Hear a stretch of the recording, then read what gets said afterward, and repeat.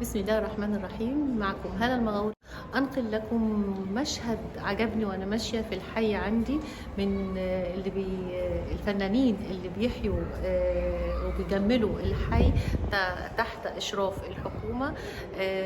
هوريكم لوحة جميلة جدا عاملها بألوان الرش اللي هي السبراي. اللوحة للفنان شتيفان فرانسل الشهير بالفنان ناسكول. زي ما انتم شايفين فارس راكب الخيل في سباق. كل اللوحة معمولة بألوان الرش السبراي، تقنية ودقة عالية جدا، كأنها لوحة حية فعلا. الفارس متحمس للنصر والفوز، والفرس عضلاته كلها مشدودة، دقة في الرسم، وكلها بألوان على الرش.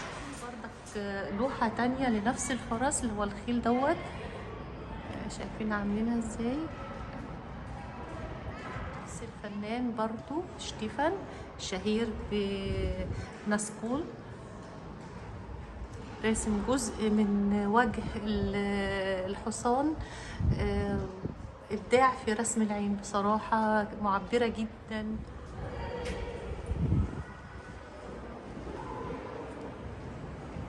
وهنا الوجه الآخر للعين. بس بصراحة اللي لفتت نظري اللوحة دي لأنها كاملة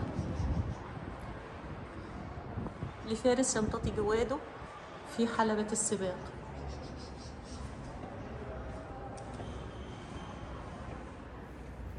دي حاجة بسيطة من الخدمات اللي بتقدمها حكومة فيينا لتجميل الأحياء، وده كله عمل تبرعي من الفنان شتيفان.